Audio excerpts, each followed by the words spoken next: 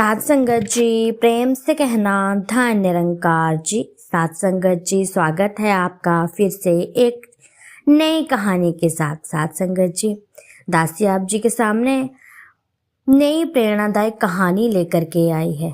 कहानी का शीर्षक है गृहस्थाश्रम सर्वश्रेष्ठ होता है। और क्यों होता है, चलो आओ जानते हैं इस कहानी में।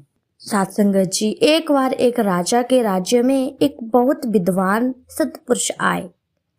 राजा ने उन्हें एक प्रश्न पूछा, महात्मन, गृहस्थाश्रम श्रेष्ठ है अथवा संन्यास आश्रम? इन दोनों में से कौन श्रेष्ठ है? महात्मा बोले, गृहस्थाश्रम सर्वश्रेष्ठ है। राजा ने पूछा, क्यों? महात्मा बोले, गृहस्थाश्रम में रहकर सन्यासी जैसा जीवन जी सकते हैं, कर्तव्य की पूर्ति करके मोक्ष की प्राप्ति कर सकते हैं। राजा बोला, महात्मा कृपा करके इस बारे में विस्तार से बताएं, मुझे कुछ समझ नहीं आया। महात्मा बोले, कल सुबह मैं तुम्हें सारे ही बात जो है वो बता दूंगा। दूसरे दिन सुबह राजा और महात्मा घोड़े पर बैठकर जंगल की ओर निकल पड़े। एक घने जंगल में पहुंचने के बाद महात्मा राजा को अकेला छोड़कर वहां से चले गए। राजा को महात्मा पर बड़ा ही क्रोध आया। दोपहर का समय हो गया था। राजा को जोर सी प्यास लगी रही थी। वह बहुत ही प्यासा हो रहा था। पानी ढूंढते ढूंढते शाम हो गई। अंत में एक तालाब मिला, जिसका पानी पीकर राजा एक पेड़ के नीचे बैठ गया। उसे भूख भी लग रही थी। जैसे जैसे रात बढ़ने लगी वैसे वैसे ठंड भी बढ़ने लगी। ठंड से कांपते हुए राजा भूखे पेट बैठा रहा। सत्संगत जी, जिस पेड़ के नीचे राजा बैठा था उसी पेड़ पर कबूतरों का एक जोड़ा बैठा था। मादा कबूतर घोंसले में बैठकर राजा की दयनीय अवस्था देख रही थी।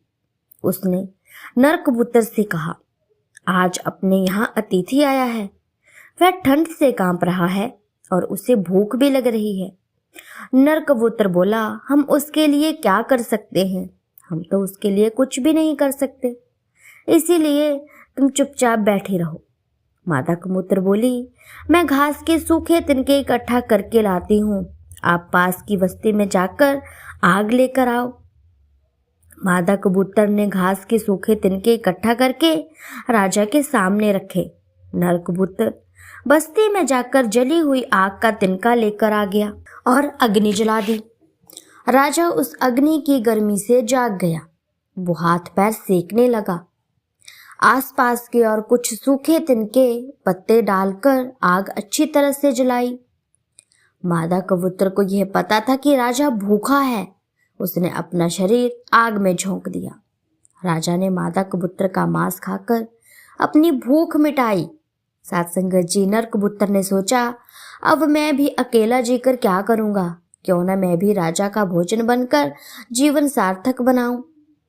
उसने भी स्वयं को आग में खुद को धकेल दिया और इस प्रकार राजा का भोजन बन गया। इस प्रकार राजा को भरपेट भोजन मिल गया। आग के पास उसे अच्छी नींद आ गई।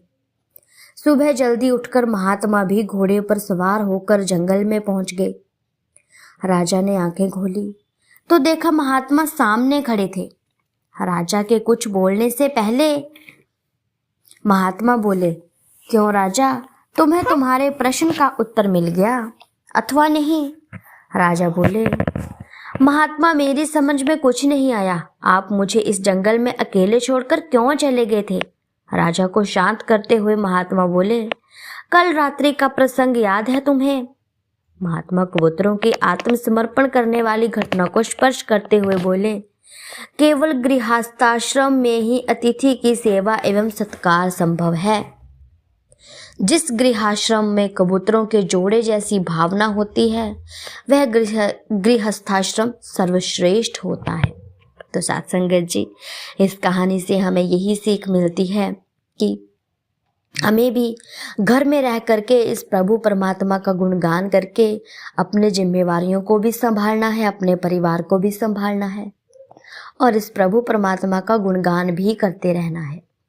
सत्संगत जी, जंगल में जाकर के तो सिर्फ हम खुद का ही भला करते हैं। जो सन्यासी बन जाते हैं, जो साधु बाबा बन जाते हैं, वे तो सिर्फ और सिर्फ खुद का ही कल्याण करने के बारे में सोचते हैं। लेकिन साथ संगत जी, संत महापुरुष ऐसे होते हैं जो कि गृहस्थ में रहकर अपने परिवार का भी पालन पोषण करते हैं और खुद भी अच्छे तरीके से रहते हैं, अपने परिवार को भी देखते हैं। जो कोई अतिथि आ जाता है तो उनकी भी देखभाल अच्छे से करते हैं और खुद भी अपने काम पर लगे रहते हैं, प्रभु परमात्मा का गुणगान भी करते रहते हैं। इस प्रकार के संत महापुरुष जो सत्संगत जी होते हैं, वो खुद के साथ साथ अपने परिवार को भी तार जाते हैं। सत्संगत जी, इस प्रकार की भक्ति होनी चाहिए कि हमारे साथ साथ औरों का भी भला हो जाए। सत्संगत जी, वह भक्ति केवल और केवल खुद की भक्ति मानी जाती है कि सिर्फ और सिर्फ खुद के लिए, स्वार्थ भक्ति बोलते हैं इसको। निस्वार्थ भक्ति यही होती है जो हम निरंकारी संत महापुरुष करते हैं। अपने सत्संग जाते रहते हैं, अपना सेवा सत्संग सुमिरन करते रहते हैं, काम पर भी लगे रहते हैं और सत्संगत जी अपने परिवार का पालन पोषण भी अच्छे तरीके से करते रहते हैं। इसीलिए सत्संगत जी, हम खुद के साथ साथ अपने परिवार को भी तारते जाते हैं, अपने परिवार को भी इस अच्छे मार्ग की ओर लेकर के जाते रहते हैं। तो सत्संगत जी, दासी की कहानी आप जी संतों महापुरुषों को अच्छी लगी हो तो वीडियो को लाइक कीजिएगा। चैनल पर नए हैं तो चैनल को सब्सक्राइब ज़रूर कर लीजिएगा और बेल आइकन के बटन को दबाना नहीं भूलिएगा, क्योंकि सत्संगत जी, ऐसी ही प्रेरणादायक कहानियाँ मैं आप जी संतों महापुरुषों के सामने हर रोज़ लेकर के आती रहती हूँ। अब मैं मिलती हूँ आपसे नेक्स्ट वीडियो में। तब तक के लिए सत्संगत जी, धन्य निरंकार जी।